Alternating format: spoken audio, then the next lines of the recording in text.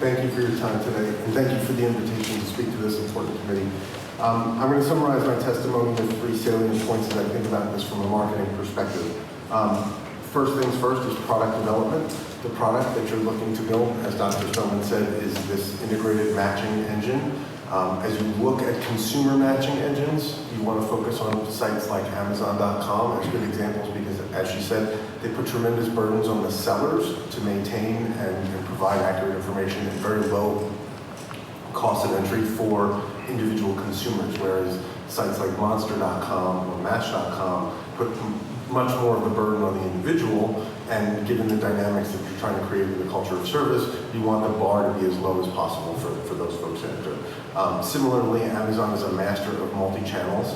They work well on mobile, they work well on desktop, and the technology in and of itself has to be first class if you want to attract young people to it. They have a much higher expectation for how these sites perform and fit into their lives than older generations, and they can see poor digital production and recognize it, and it's a turnoff because they think that's a symbol of what the rest of the experience is going to be like. So don't underinvest in the product development. I would also encourage you to think about the language that you're using and the semantics. So words like systems and databases are things that you get lost in and that are full of bureaucracy. Platforms are attractive things that support you to jump forward and move on in your life. This is a digital platform in the same way that Amazon talks about themselves as a platform and some of the other tech companies talk about themselves. Use the language of the consumer to make this seem like an opportunity. Another semantic example, the expectation of service. People procrastinate when they have to meet other people's expectations. This is an opportunity for service. This is a chance for people to better themselves and better the world around them, which is an important objective for young folks. So let's position it positively as opportunity. Also, register. Consider words like join, become part of the community, become a member of something, become part of something bigger than yourselves.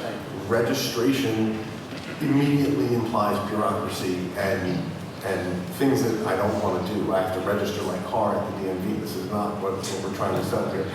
And I also think service. Service is a word that will appeal to a lot of people. And it has a lot of selflessness in it, but words like engage and participate are also a little bit more friendly for a younger audience. They don't imply as much selflessness, and they can lead to the same result. So, and people want to participate in the system, in the nation, they want to engage with their communities, but not everybody is as selfless to serve. And so if you can use a word that's going to just open up your audience a little bit, I would ask you to consider that. And then fundamentally, there are some value propositions that we need to address, and I think 2 of them in particular that are holding this overall effort back. One is the military community is probably one of the most othered and isolated communities in our nation. Drawing that community into the broader culture, pop culture, everyday experience is going to be enormously important, and veterans are our most effective way of doing that. Unfortunately, they're dying by suicide at an alarming rate. Young people see this happening. This is not the Vietnam War veterans of 35 years ago or 40 years ago. We see kids we looked up to in high school coming home and being messed up and not being helped in an adequate way.